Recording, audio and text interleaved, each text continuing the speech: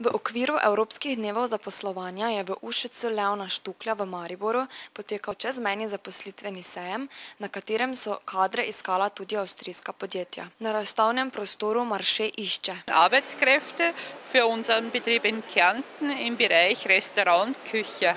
Zelo iskani pa so tudi kadri na področju medicine. Krankenschwester und Diplom-Krankenschwester. In kako uspešen je bil današnji dan za avstrijske predstavnike? Sehr erfolgreich. Es waren sehr gute Bewerber dabei.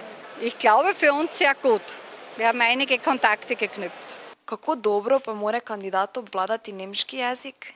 Mittlere Stufe würde ausreichen. Für unsere Bewohner ist es sehr wichtig, dass unsere Bewerber gut Deutsch sprechen. Kako ste zadovoljni z dosedanjimi dogodki na tem sejmu? Proti pričakovanjem je ogromen odziv. Pričakovali smo sicer dosti kandidatov potencialnih, ki se bodo pojavili, ampak ne v takšnem obsegu, kot smo jim priča danes. Primernih kandidatov je ogromno, tako da imamo potem kar majhne probleme pri tem, da med zelo dobrimi kandidati se odločimo za najboljšega.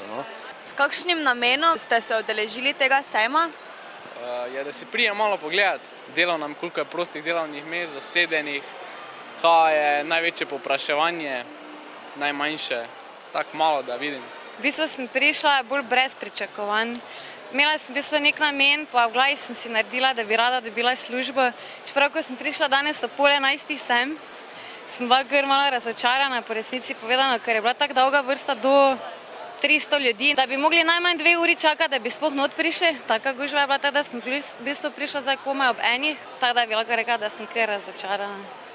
Da je ful malo delovnih mest in da vseeno danes ni tako lahko dobiti delovno mesto, je pa se splača pa strat pa truditi, ne.